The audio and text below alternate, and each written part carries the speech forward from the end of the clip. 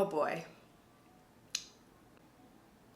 I am not looking forward to filming this video. Hey everyone, it's Daria. Welcome back to my channel full of lit. And honestly, I did not plan on making this video, nor do I think that I plan on ever uploading it. But if you somehow are watching this video through a screen, then let me just say, what the fuck? Not too long ago, I uploaded a wrap-up in which I waxed poetic about how amazing and wonderful Carry On is. And now here I am, once again, face to face with a situation that I never ever thought I would ever see. If any of you get that reference, I will be so happy. Basically, I didn't like Wayward Son, and no one is more disappointed than I am. Let me just start off by saying that if you have not finished Wayward Son, exit now. Now, Wayward Son picks up pretty quickly after the events of the first novel. Penny, Baz, and Simon decide to go on a road trip across America. The central question that this book, I believe, is trying to answer is what happens to the hero once he saved the world? What happens to him and his relationships? How does he move on from the trauma and the turmoil that he's been through his entire life being the chosen one? What does Simon do now that he has seemingly no magic left in him, and that was the one thing that defined him for so long? These are very interesting questions that not a lot of fantasy authors that I've seen at least have attempted to answer. But unfortunately, I was not a big fan of her answers. Now, before I get started talking about the things that I did not enjoy about this book and I think could have been done better, let me first start off by talking about a few things that I did enjoy. Shepherd, loved him. Thought he was a great addition to the cast, thought he worked well with them, and I thought it was a very interesting move on Rainbow's part to include a character who had absolutely nothing to do with the world of mages, who is completely normal, and yet has this fever to be a part of this world of magic.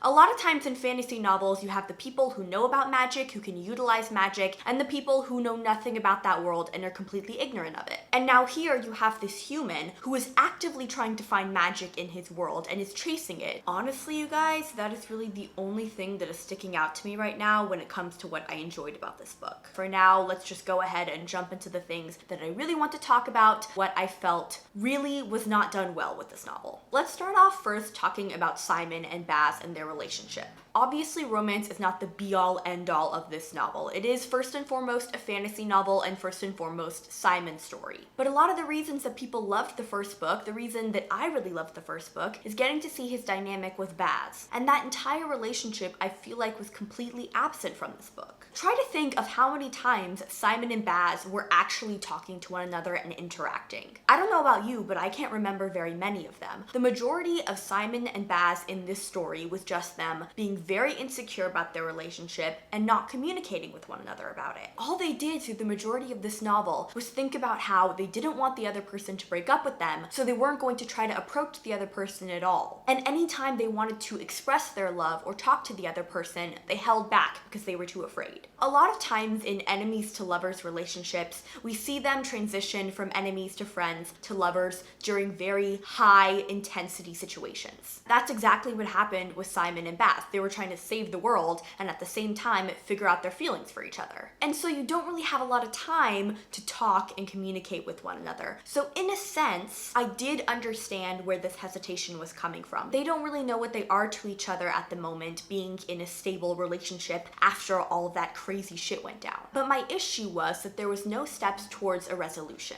It doesn't have to be anything huge, just a small conversation, a small moment of affection between them where they can reaffirm the love and care that they have for each other. But it didn't happen. The entire novel, they stayed in this very stagnant place in their relationship. And as a reader, going from that very high intensity transition from enemies to lovers and thinking, oh my gosh, I'm finally gonna see them in domestic bliss, this was a very, very sharp turn away from that. And in fact, the really messed up thing is I think Baz spent more time talking and interacting with that vampire king dude, who for the life of me I cannot remember the name of, than he did with his boyfriend. The majority of this book was very much about the setting and creating this world of magic in America. But it was just not as intriguing to me as learning about the world of mages in the first book. And I think the reason for that is because for me at least, in the first book, we were very much seeing the parallels and the differences between the world of mages and Harry Potter. Whereas in this book, I feel like that comparison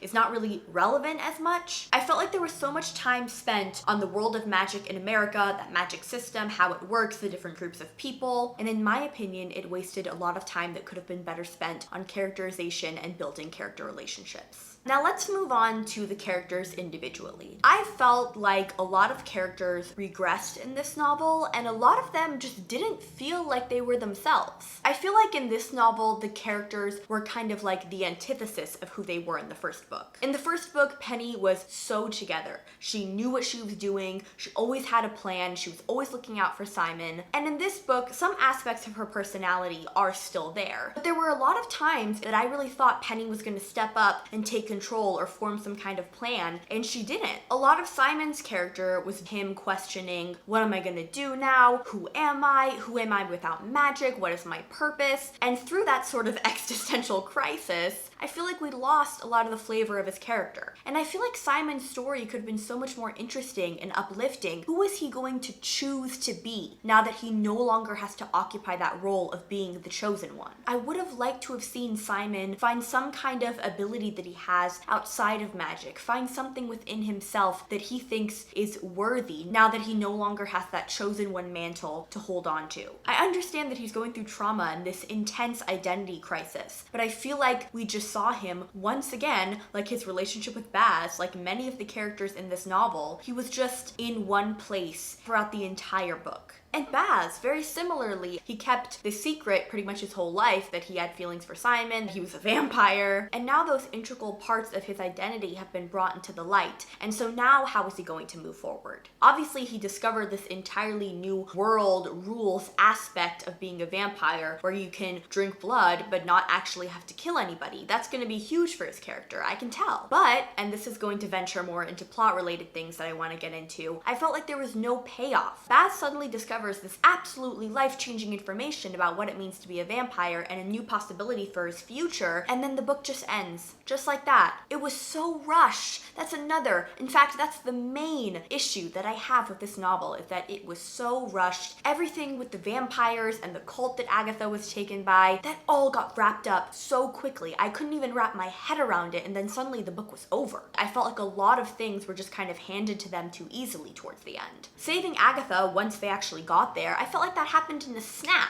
You set up this whole plot of her being taken, they're trying to find her. It's a grueling process to even figure out where the heck she is. And then they show up, and within like 2 chapters, they've got her, she's safe. Speaking of Agatha, gosh diddly darn, please give that girl a break. She left the world of mages so she could be away from all this bullshit, and she just got dragged right back into it. There were so many questions left unanswered and plots left unfinished at the end of this novel. When I read the last line of the book, I sat there and I thought, oh, okay, so this book was basically just one really long prologue for the 3rd book. In a trilogy or a series, every single book should move the plot and the character development forward. I felt like this book was just filler scene after filler scene trying to rush us to the ending so that the author could introduce all of these really intriguing plots and questions and then leave us hanging so that we'll rush out to buy the next book. And I guess if that was what the ploy was, then she got me, because I'm definitely reading the next book. We find out that Shepard is cursed. Baz is trying to figure out what the heck he's gonna do now that he has this new information that you can apparently kill somebody and drink their blood, but not necessarily kill them or turn them. He also has to figure out whether or not he wants to embrace his vampiric identity or identify more with being a mage. And then of course, turns out that back home, there's a really big issue that we gotta go help fix.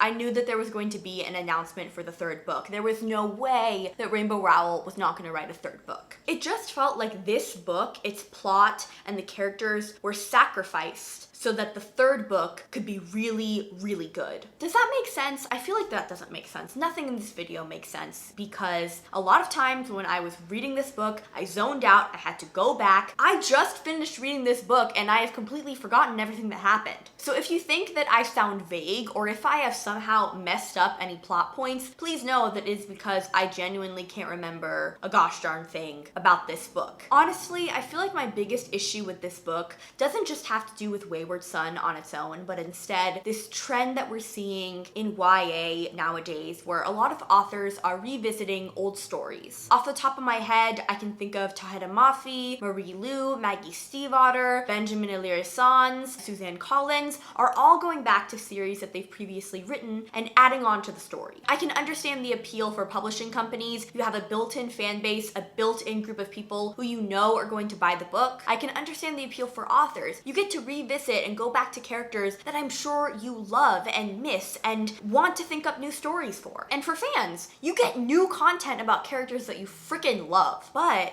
at what cost? And from what I've seen, because I haven't read Taheda Mafi's continuation of her series, and a lot of the authors who are coming out with extensions to their series, those books haven't come out yet, so we'll have to wait and see. But from what I've seen, it is very polarizing. Some people absolutely love it, they love the new content, they love the continuation. Other people feel like the series should have just been left alone. I've seen people say that the continuations of series have ruined the original books for them, that they no longer like the characters, that they no longer like the plot. I'm not saying that authors shouldn't go back to series that they love or that fans can't enjoy them. I just wonder whether or not some of these books really need continuation. Carry On, in my mind, was a very strong, solid novel. It worked so well as a standalone. And the reason it's so impeccable is because it tells this well thought out, well structured story in only a few hundred pages. Not a lot of people can pull that off. I think everyone gets nervous because there's the possibility of it being absolutely amazing, and then the possibility of it kind of ruining the original material for you. Thankfully, Wayward Son didn't do that for me. I still understand why people like it. I still thought, all in all, not too horrible of a read, but I feel like there were a lot of glaring issues with it that I just couldn't come to terms with.